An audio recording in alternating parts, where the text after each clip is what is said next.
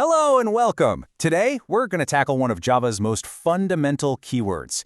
Now, it seems simple on the surface, but trust me, it holds the key to memory management, design patterns, and writing really efficient code.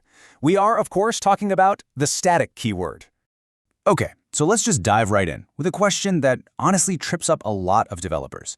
You can call math.random anytime, anywhere, right? You never have to create a math object.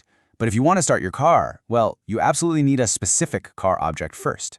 So what gives? Why the difference? The answer to this little puzzle is the key to understanding everything about static. You see, the secret is recognizing that Java programs really operate in two different worlds. There's the world of individual objects, your car, my car, and then there's this other world, the world of the class itself, kind of like the master blueprint that all cars are made from. To make this crystal clear, let's use a super simple analogy. Think about a specific dog. Let's call him Bobby. Bobby has his own unique name and his own age. Those things belong only to him. But then you have things that are true for all dogs, like their species name, Canis lupus familiaris. That fact doesn't belong to Bobby, it belongs to the whole concept of dog in general. And that, right there, brings us to our keyword. In Java, static is basically the label we put on anything that belongs in that dogs in general category. So when you see static, I want you to think this thing is part of the class blueprint itself. It's not tied to any single object that gets created from that blueprint. Now, here's where it gets really cool.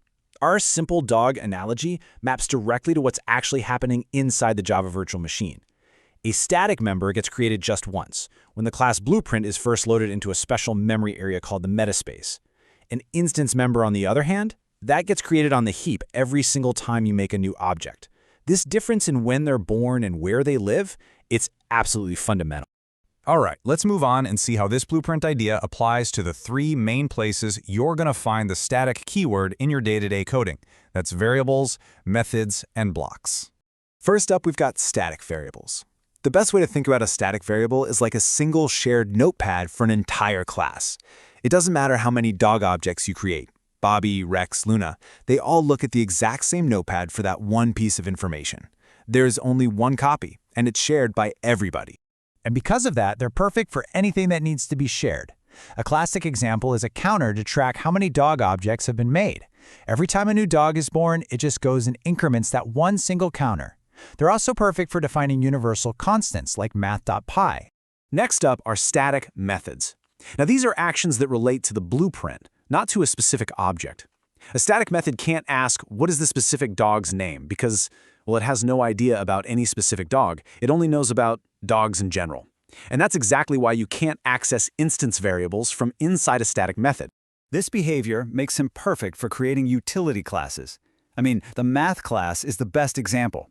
It's just a big toolbox of useful functions that don't need a math object to do their job. It's kind of like buying dog food. You don't need to bring a specific dog with you to the store to do the general action of buying food. And finally, we have static blocks.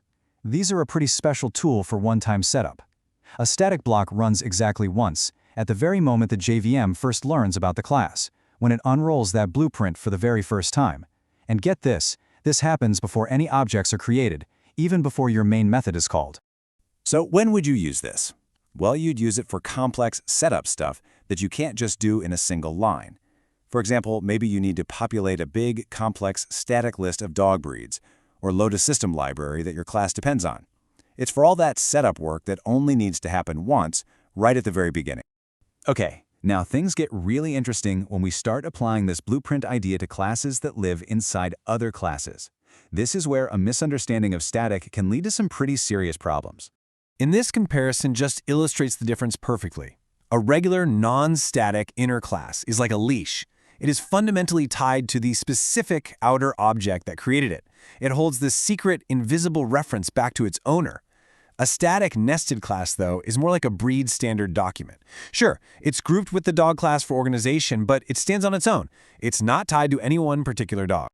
That hidden leash, that secret reference in a non-static inner class, it can be incredibly useful sometimes, for sure, but it can also set a really dangerous trap for your application's memory if you're not careful. Let's just walk through this. So the inner class object secretly holds on to its outer class object. Now imagine that inner object gets passed somewhere else in your program and it lives on for a long, long time. Because of that hidden leash, it's preventing the outer object from being garbage collected, even if nothing else is using it. This is a classic memory leak. So what's the fix? You guessed it. By making the nested class static, you cut the leash. The class no longer holds that hidden reference, which lets the garbage collector finally do its job. This quote just sums it up perfectly. By making a nested class static, you're making an explicit design choice. You're telling Java, hey, this class is independent. There is no leash. It doesn't need to know about any specific instance of the outer class. And it's this deliberate separation that prevents the memory leak. So with all of that in mind, let's go ahead and package all this knowledge up into a practical toolkit that you can start using in your own projects right away. Okay, here are the essentials. The number one thing to remember. Static means it belongs to the class, to the blueprint. Use it for shared variables and for utility methods that don't care about a specific object state. Use static blocks for that critical, one-time setup code. And maybe most importantly, you should prefer static for your nested classes unless you specifically need that leash back to the outer object. It's just safer and cleaner. And this brings us to our final thought. The static keyword isn't just some piece of syntax you have to memorize. It's a really powerful design tool. It's your way of communicating the fundamental architecture of your classes to the JVM and, just as importantly, to other developers. So the question I want to leave you with is this. Now that you see it this way, take a look at your own code. Where could a better use of static make it cleaner, more efficient, and a whole lot safer?